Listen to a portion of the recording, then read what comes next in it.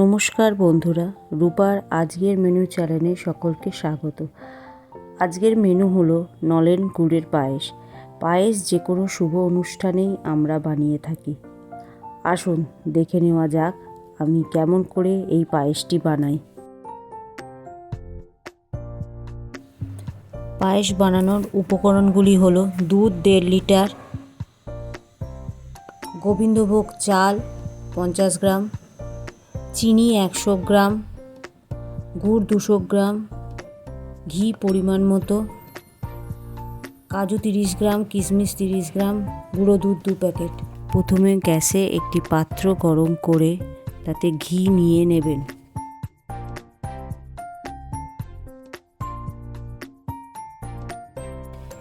গ্যাসের ফ্লেমটা একদম কম রেখে ঘিটা পুরো পাত্রে ভালো করে লাগিয়ে নিতে হবে।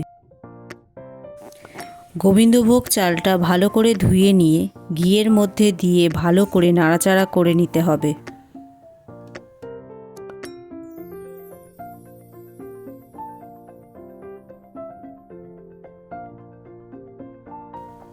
দু 3 মিনিট নাড়াচাড়া হয়ে গেলে দুধগুলি পাত্রের মধ্যে দিয়ে ভালো করে নাড়তে হবে।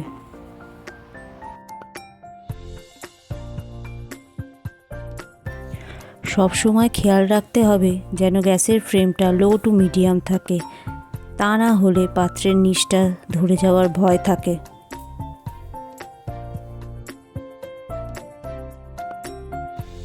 দুধটা ভালো করে ফুটে গেলে একটি বাটির মধ্যে কিছুটা পরিমাণ দুধ আলাদা করে নিয়ে ঠান্ডা করতে দিতে হবে।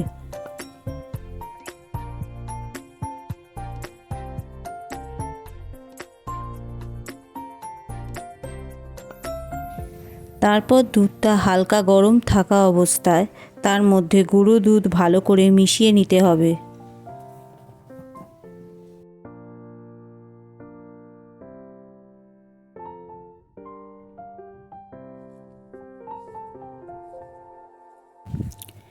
লিকুইড দুধের সঙ্গে গুঁড়ো দুধ মিশিয়ে পায়েস রান্না করলে লিকুইড দুধটা তাড়াতাড়ি ঘন হয়ে যায় আর পায়েসের স্বাদও অনেক গুণ বাড়িয়ে দেয়।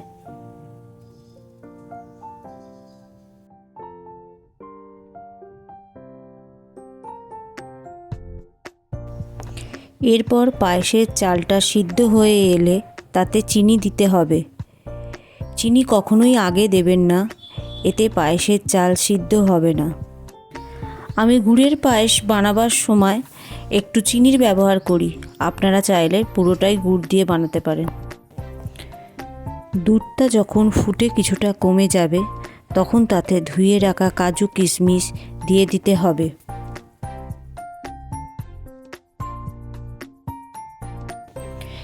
এরপর লো ফ্লেমে দুধটা ভালো করে ফুটিয়ে 1.5 লিটার দুধকে প্রায় 1 লিটার পরিমাণ ঘন করে নিয়ে গ্যাসটা বন্ধ করে দিতে হবে। গ্যাস বন্ধ করার পর গুড়গুড়ি দিয়ে দিতে হবে।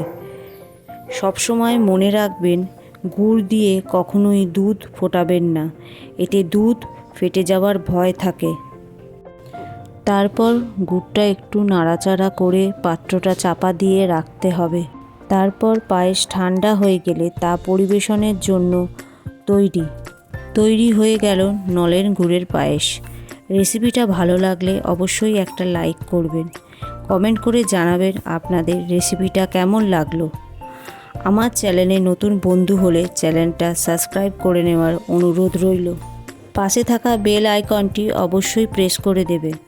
আমি নতুন কোনো রেসিপি ভিডিও দিলে তা আপনাদের কাছে পৌঁছে যাবে।